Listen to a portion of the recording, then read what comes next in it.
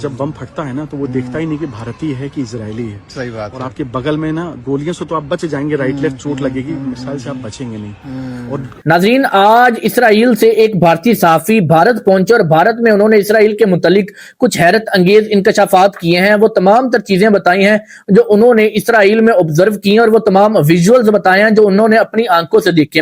वो तमाम तर तफसीलात आप उन्हीं की जुबानी सुनिएगा, लेकिन आपको एक चीज क्लियर कर दें कि इस इसराइल और ईरान की जंग के दौरान इसराइल की तरफ से और अमेरिका की तरफ से मुकम्मल मीडिया ब्लैकआउट किया गया है, यानी तमाम इंटरनेशनल मीडिया पर पाबंदी लगाई गई है कि आप इसराइल में मौजूद सूरत हाल की मीडिया कवरेज नहीं करेंगे और दुनिया को नहीं बताएंगे कि इस वक्त इसराइल में क्या है। तो हकीकत क्या है, आप ये भारतीय सहाफी की जुबानी जानिए।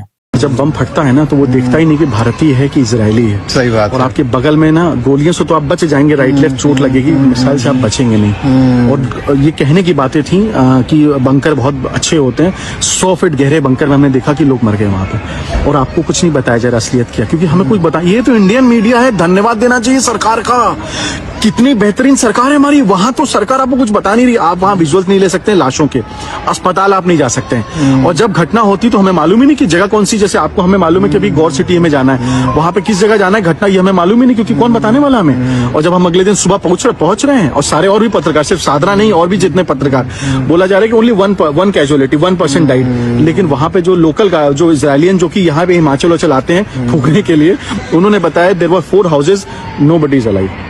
इससे पता लगता है कि बड़ी वहां घटना हुई।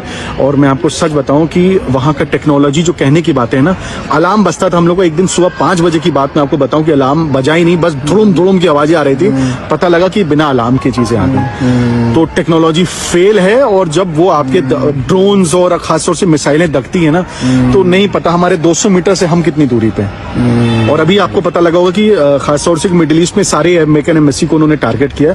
हो सकता है कि तेल अवीव की उसको टारगेट किया, तो हम भी नहीं बचते। हम